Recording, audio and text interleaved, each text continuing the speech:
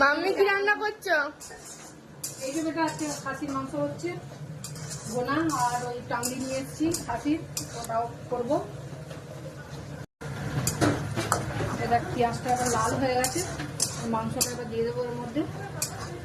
এর থেকে বেশি লাল করবো না, এটাই ঠিক আছে। মাংসটা অ্যাড করে দিলাম, তারপরে একটু কষে নেবো।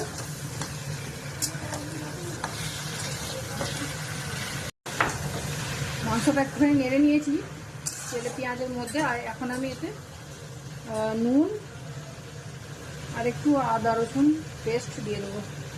নুন দিয়ে দিলাম আর আদা রসুনের পেস্ট দিয়ে দেবো।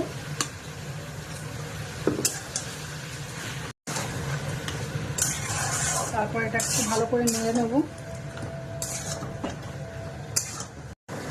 আদা রসুনটা ভালো করে মিক্স করে নেওয়ার পরে আমি এটাকে কিছুক্ষণের জন্য ঢাকা দিয়ে দেবো। ঢাকা খুলে এবার আমি সমস্ত রকমের মশলাগুলো এর মধ্যে দিয়ে দেবো। প্রথমে ধনে দিলাম, তারপর লঙ্কা গুঁড়ো, জিরে গুঁড়ো, হলুদ গুঁড়ো, নুন তো আগেই দিয়েছিলাম, এখন অল্প করে দেবো। এবার আমি মশলাগুলো দেওয়ার পর মাংসটা ভালো করে কষে নেব।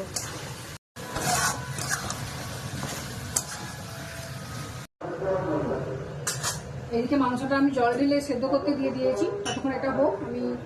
এদিকে আমি টাংড়িটা চাপিয়ে দেবো। টাংড়িটাকে আমি শুধু এখন সিদ্ধ করতে দেবো, মশলা করব না। সিদ্ধ করার পর আমি মশলা বানিয়ে তারপর এটাকে আমি আবার বানাবো। বন্ধ করে এবার এগুলোর মধ্যে টাংড়িগুলো দিয়ে দেবো। টাংড়িগুলো এমনি ছোটো করে কাটা আছে। এটা দেওয়ার পর এবার আমি এতে কিছু মশলা অ্যাড করব। এবার আমি এই টাংড়িটার মধ্যে আদা রসুন দিয়ে দেবো। আদা রসুন পেস্ট করা ছিল আমার, এটা দিয়ে দিলাম 2 স্পুন। তারপর অল্প করে লঙ্কা গুঁড়ো। পরে এটাকে আমি মশলা দিয়ে আবার একবার ভুনা করব। এখন শুধু এটাকে আমি দুটো সিটি দিয়ে 2-4টে সিটি দিয়ে একে বয়েল করে রেখে দেবো।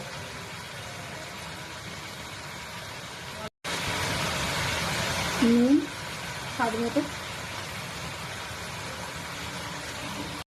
কুকারে এঁটে দেবো। ভালো করে আমি এটাকে মিক্স করে নেব। তার আগে আমি সরষের তেল দিয়েছিলাম। কুকারটা গরম করার পর আমি সরষের তেলটা গরম করে নিয়ে তারপর ঠ্যাংগুলো দিয়েছিলাম। তারপরে সমস্ত মশলাগুলো ভালো করে মিক্স করে এটাকে যতগুলো সিটি লাগে আর কি, 4-6টাও লাগতে পারে, পরিমাণ মতো এতে জল দিয়ে দেবো। জল দেওয়ার পরে আমি এই কুকারের ঢাকনাটা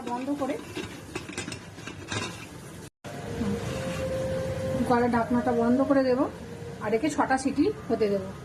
এবার আমার মাংস কষাটা অলমোস্ট হয়েই গেছে। এবার আমি বন্ধ করে দেবো। মাঝখানে আমি অনেকক্ষণ ধরে কষেছি এবং সেদ্ধ করার জন্য জল দিয়ে চাপা দিয়েছিলাম, সেগুলো আমি ভিডিওতে অ্যাড করিনি, কেননা ভিডিওটা আমার অনেক লম্বা হয়ে যেত। তাই এটা আমার মাংসটা কমপ্লিট হয়ে গেল রান্না।